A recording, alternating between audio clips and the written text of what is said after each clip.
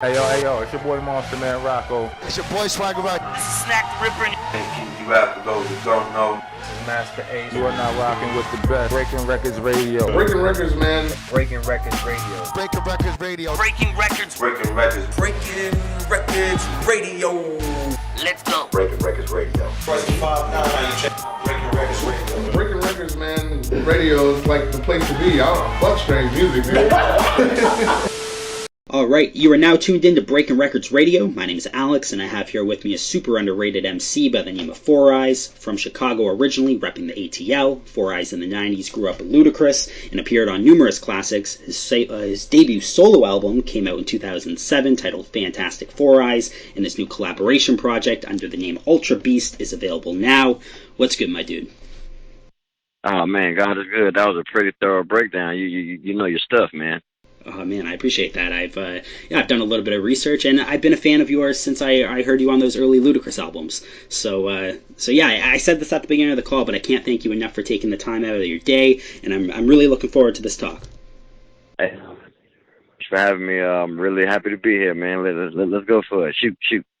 All right, so yeah, I'm generally interested to talk a little bit about history before we start going into some of the more modern stuff, and I do want to talk about what projects you currently have on the go as well. But history-wise, how did you end up getting started? Now, I'm familiar with you on some of those early kind of Ludacris freestyles and stuff, Mouth and Off and that kind of shit. But how did that even become a thing? I knew you grew up with Ludacris, but how did you end up getting into hip-hop in, I assume, at that point, Chicago?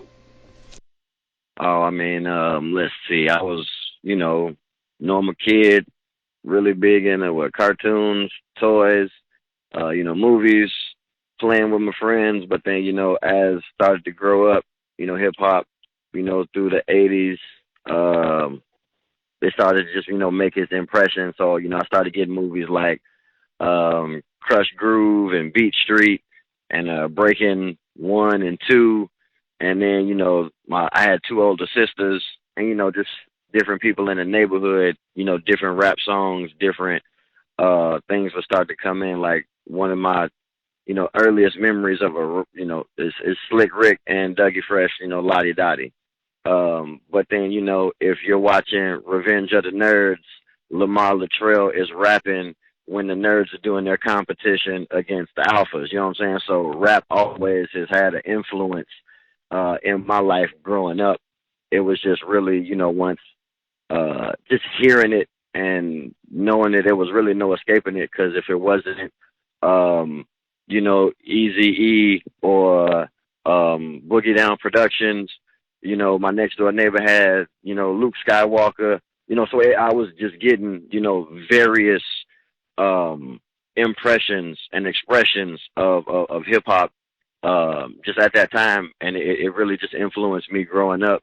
So then when we hit the golden age, at least the second golden age, with the 93, 94, 92, just that Tribe Called Quest, Midnight Marauders, Common Sense, Resurrection, Gangstar, Hard to Earn, Wu-Tang, Nas, Illmatic. It's just like that bombarding period, those are my high school years. So I had already been rapping more or less by then. So at that point, it was just, when you have good competition or good motivators or good inspiration, you always aspire to be as good as what you're hearing, seeing, or if not better. So for the fact that it was such a high quality of hip hop coming out, it helped shape me to always, compete on that level or to produce high quality hip hop as well. You mentioned some of those early like hip hop films, like Break In and Breakin' 2, Electric Boogaloo. What made rap the most enticing element? Did you try dancing, graph, and were you into those other elements as well? Or kind of what hooked you on rap? So yeah, being in Chicago, dancing, and a child as a kid growing up, dancing is the first expression. I didn't really, you don't have the mental expression or the verbal expressions per se as a 8-year-old, 10-year-old. But then, once you're 12, 14, that's when you start to develop more of your mind, your maturity, you want to express yourself. So in the beginning, I was dancing. I was breakdancing in my fourth grade talent show. That was the first, expression that we were doing, and we were breakdancing to Run DMC's "It's Tricky."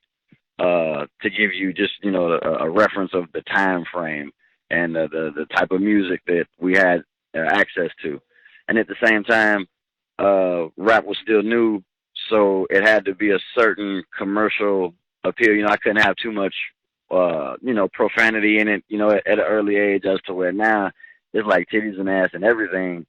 So, but back then you had to pick and choose what you were going to use to, bring somebody into the hip hop fold, because hip hop was still new to a lot of people at that time. But naturally, breakdancing first. I wasn't a good artist, so drawing or tagging wasn't my thing. DJs was always prevalent in Chicago because we had house music that was real big. But DJs and MCs, they go hand in hand. So then just the natural progression or graduation from more dancing into rhyming, it just happened more around freshman year of high school, like 92 for me. Yeah, when I think of Chicago hip hop, at least at that period of time, and I know there's been a lot of cats that have came out since, but I basically solely think of Common, and I don't really have much knowledge about what was going on in the late 80s at the very least in terms of Chicago, but when you're talking about like breakdancing at talent shows and stuff, that stuff interests me like tenfold. Just thinking of that local kind of solely, like a really independent scene that's going on there at that period of time. Can you kind of explain or break down a little bit about what that local scene was like in Chicago at that period of time? My best breakdown is, well, I grew up in the suburbs. That's always my defining thing. Like the immediate suburb right on the west side of Chicago. As soon as you cross Austin is Oak Park. That's where I grew up and went to school. So my parents could give me, better educational systems, parks and recreations, things of that nature. So in my school, it was, wasn't too many black folks. It was, I was a minority for the most part. But in my expressions, I always wanted to do what I thought was cool or bring something to the table that I didn't think everyone was getting. So, if somebody else was singing a Michael Jackson song or a Bobby McFerrin song or your Cyndi Lauper, Madonna or something, I'm like, what, man, we finna do Run DMC. So that's just how it was. Just as an early kid, in the fourth grade. Yeah. But once I kind of got to high school or even graduated, hip hop was kind of more of a South Side of Chicago thing. Like on the West Side of Chicago, we had like Twista. Twista was actually South and West Side. He was all over Chicago, but I actually knew of him before Common. He was out before Common. He was Tongue Twister. Then back when, and then Common Sense was, Common Sense before he had to drop the sense. Yeah. But we had to like rhyming. We would like go to certain places or just like kind of like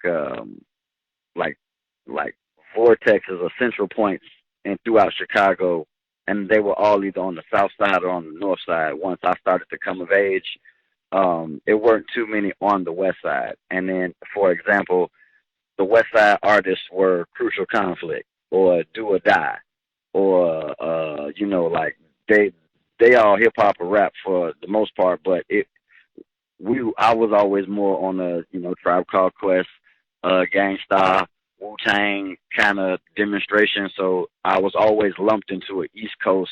Like people was always like, "Where you from? New York?" And I was like, "No, I'm from Oak Park." But I would always have we have fatigues on. And I have goggles on my head, or I might have a towel or something hanging out my pocket, depending on what era it was. We was, big in the New Jack Swing era, for as much as we was hip hop, we were still growing. So we grew with hip hop through the different eras, the different cycles of music, and it's a good melting pot coming up in Chicago. But my influences, they just come from so many different places. Now, to my understanding, Luda is also from Illinois. How did you end up meeting him? Oh, man, so right after my fourth grade talent show, fifth grade comes around, and it's it's so few black people at my elementary school that every time a new black person comes, like everyone knows. So Chris ended up moving to Oak Park. My fifth grade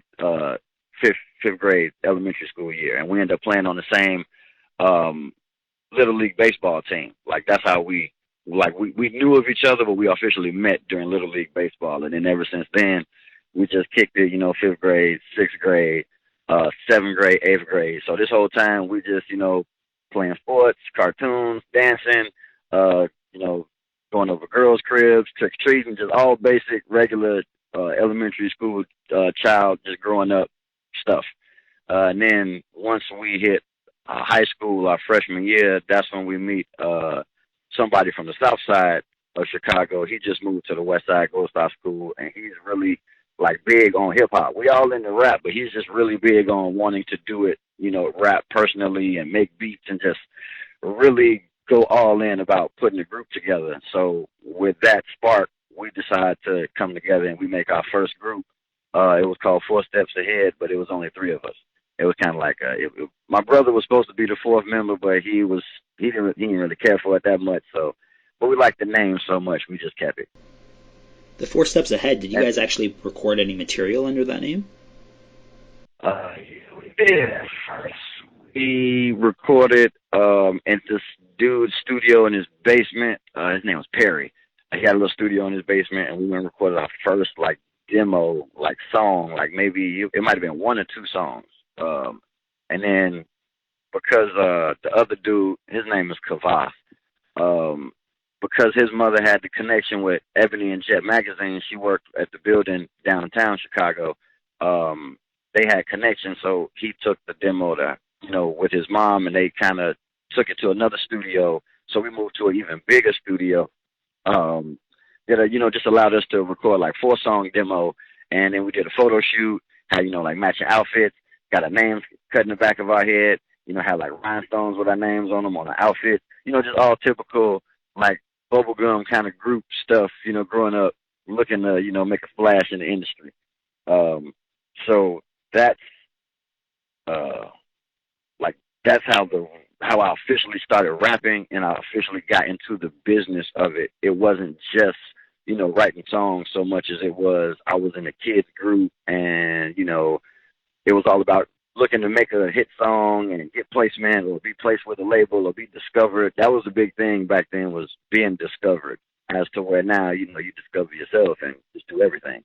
But back then it was just about, really being discovered. And we were 4 steps ahead, but then once we got in the other studio, we wanted to be more commercial, Crisscross or ABC. So then we took the name Tic Tac Toe. Tic Tac Toe, and we ain't like that so much because it was commercial industry stuff in order to sell. And this is now just like '93, the golden era that we're talking about. So Nas and Wu-Tang and all those rappers out. So we wanted to be more hardcore, more, we're growing up too, we're maturing. So then we changed our name to the Loudmouth Hooligans. And, now we, breaking bottles and, kicking trash cans over, just, like a grimier kind of EPMD, Redman, kind of look thing. And we pretty much disbanded under the name the Loudmouth Hooligans. That's when Chris had already moved away to the East Coast for a year before he moved to Atlanta with his father. And during that time, as a group, we visited Atlanta because, like I said, ABC had already been out and popping under Dallas Austin, and then Jermaine Dupri had got Crisscross super popping. So Atlanta appeared to be the place for children who did rap and hip hop. Like that was the place to be. So we instantly went to Atlanta off that connection, and that was my first experience to Atlanta, in which I saw it was a great place, and the opportunity was endless. But then years later, still in contact with Chris. He's living in Atlanta. Atlanta's blowing up. Chris becomes an intern at the radio station. Becomes a personality on that same radio station, becomes a staple or a major figure here in the city of Atlanta. And at the same time, we still had the goals and aspirations to do music. So, he just pretty much started pumping his Ludacris brand as well as branding Disturbin Tha Peace as a group and a label. And then that's pretty much when I moved to Atlanta, is right when he was really branding the Ludacris and getting Disturbin Tha Peace off the ground.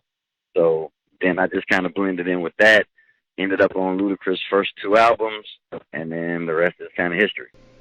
Yeah, no doubt. You said that Atlanta made sense in terms of rappers in their early career anyhow, at that period of time. Did you feel that there was a need overall to kind of leave Chicago, though? Besides the fact that Atlanta seemed like a good home, was there a push to kind of leave Chicago if you wanted to end up making something of yourself? Because even on a grand scheme of things, it kind of seems weird to move to Atlanta rather than a place like L.A. or New York, right, in terms of hip-hop. And it makes sense when you frame it that way in terms of the young artists were getting signed out of Atlanta. But did you feel that Chicago wasn't a place in order to stay, that you couldn't end up moving on past where you were if you were to remain in Chicago? Well, it's a small time gap in between. It's a small time gap in between my first period of going to Atlanta, thinking that that's where we wanted to get on as, children, because like that's where kids groups were popular, as opposed to in 99 or 97, 98 when I visited and decided to move back. It was more on what hip hop was pretty much declining, and that's when Bling Bling started to take over. Puffy had pretty much did his thing with Bad Boy, and Jay-Z pretty much did his thing as far as, converting to a more glorified monetary side of hip hop. And then, with just more music that just promoted just material stuff, and then, just less messages, just, I don't want to say less hip hop, but at the same time, just because everybody talked about, fancy cars and what they had, but it just seemed like there was, the balance was upset, going more towards the 2000s. So I left Chicago in 99 for the fact that, we used to have an underground station that, it was like an AM station that came on like every day. It was called 950 AM, and then they got a contract and then went over to they were like 106 Jams or something, whatever. But it was hip hop all the time, and something happened and that station ended up going away. But then it was like just a period where it wasn't a prevalent, readily available hip hop station that I had access to. Somebody else would tell me that, oh man, you didn't know about this and HBK and blah, blah, blah. And I'm like, yeah, no, I didn't. I actually did not know about that. So in my mind, being on the west side of Chicago, hip hop or even opportunities to just do more rap, for me, they were few and far between, or I had to work harder to do stuff, as opposed to, I know I had a homeboy in Atlanta who's on a major radio station who like Chris had already just got placement on Timbaland's first solo album, Tim's Bio, the Fat Rabbit song that Chris did. It was on there. So I'm in Chicago knowing that all this is happening in Atlanta, and I'm in Atlanta, and I'm in Chicago trying to do what's happening in Atlanta. So it just didn't make sense to me to where for me to stay, because I tried it and it was like, shady hip hop magazine company here doing a talent show, or something over here that maybe open mic or something that blah blah blah, and it was just like it was more hit or miss in Chicago, as to where I knew if I went to Atlanta it was like bullseye damn near every time. So I just made the transition, and that's what made it easy for me to make the transition, was knowing that in my mind, if I made a good song, I could at least hand it to my homeboy, and he could see about getting it played on the radio. Yeah, there were already foundations there in the and he worked for a hip hop station, so that it also made a difference. Like there was no hip hop station in Atlanta. I mean, in Chicago, not on the major big stations.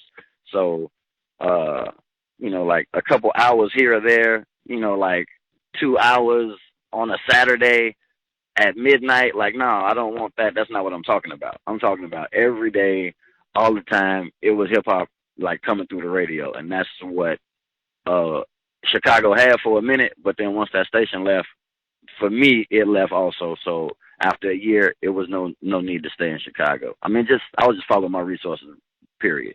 Fair enough. In the song that you ended up doing with Ninth Wonder a couple of years back, you mentioned that as well. You mentioned the kind of early radio days. When you ended up moving to Atlanta, and since Chris already had the radio show, did you start working with Chris at that radio show in Atlanta?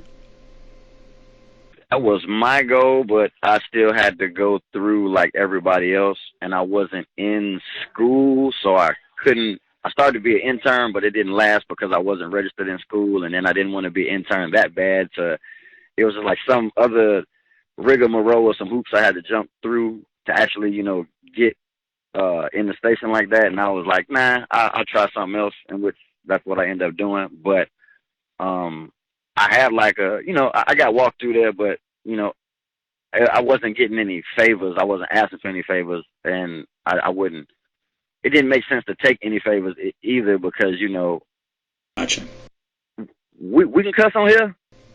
Yeah, go ahead, 100%. Say whatever you like. Oh, okay, great. See, it makes no sense to tell somebody that your dick is big when it's not big because you're going to have to pull it out at some point in time. So I always want to survive on my own merit, and to be able to get in the station and really to, excel and not be, you just, Chris Lover's homeboy. Like, I had to do that on my own. And which, once I saw the process and I wasn't in school, I was like, oh, yeah, this ain't as easy as I thought. So let me just try another avenue, in which I went into promotions, street promotions, independent, but just not for the radio.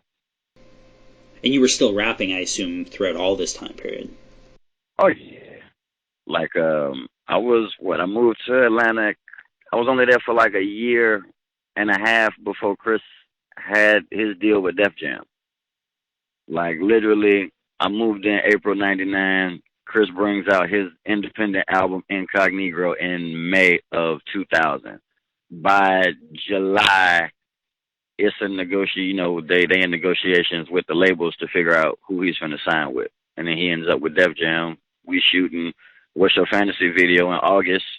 I believe the album came out at the end of September. And then they on tour. He's doing a bunch of spot dates, but then top of the year, 2001, he's on tour with Outkast. And it was just that fast. So within a 2-year time span of me being in Atlanta, I saw just the progress that was being made from Chris's talent, his know-how, his knowledge, his teamwork, just pretty much everything. It pretty much blossomed like under my eyes real fast. Yeah, it's incredible. Like, just the amount of success that somebody can have in life, right? And I think, like, all praise is due to Ludacris, but he definitely ended up achieving kind of like peak success. Oh, it's when you're smart and educated, and like chess, everybody can know how to play the game, but you got to play offense and defense. You got to know how to move when somebody's moving against you. And I've never played Chris. I don't know if Chris played chess, but I know he's a life chess player. He plays great life chess. Obviously, you're still working on music now, and I want to talk about that as well. The new project, Ultra Peace, can you tell me a little bit about how that came together and how you started working on, I guess, that group? Oh, man. Great question. I want to say about 10 years ago, when everybody was saying that they were beasts, and beast mode was real popular.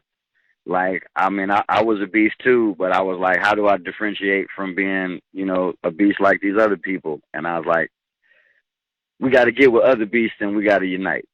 So ultimately, we have to be ultra beasts. We can't just be the regular beast that these people are claiming to be. We have to be something beyond that. So we're ultra beasts. Love it. Just whoever's the best at what it is they do. If you're a plumber, if you're a lawyer, if you're an ambulance driver, MC, carpenter, if you're a beast, then you can come on board, be a part of Ultra Beast United. Just really the coming together of greatness, great minds in order to bring great stuff to the world. So that pretty much is the definition and how we started. But me and Kaos was there from day one, and we pretty much just kept it going. Really, we believed in it, and it's just been an idea that we've been a seed that we've been watering for some time, and now we just manifested into a full-blown agency. Pretty much all the same services that we provide for ourselves that we are capable of providing for other artists. Like, I know I need to find beats for my songs. I need to record the songs. I need to get the songs mixed and mastered. We need to get artwork for the song, decide what the single is, release the whole album, get a website done, make sure the LLC is legitimate. We got to have marketing and promotion together. It'd be nice if we could do shows and go around and see people, but we can't. So event planning is kind of shot to shit.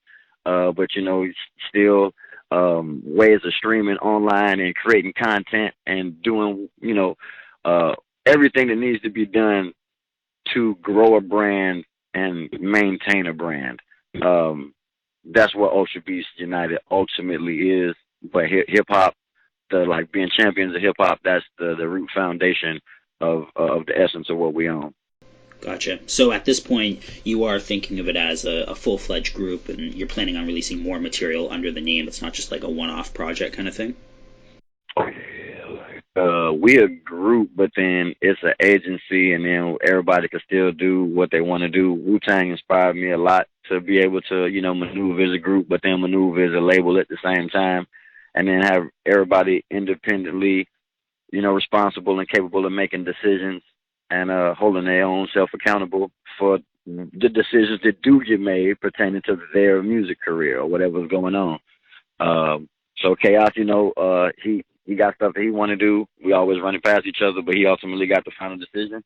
And same way with me. And then we're just putting out our music right now. But then, like my brother number 2, artist working with, you know, he's my brother, so, but he's a dope artist. Want to bring his stuff out. I got a female artist, April Avalon, great singing voice. Want to bring out some soul, put some more hip hop soul back in the game. Various other artists that we working with, who we provide this opportunity or platform for to get their stuff out there and then have it in the best quality known to mankind. And then at the same time, it's about growing a community, to, you know, creating a community for hip hop, especially for me in particular.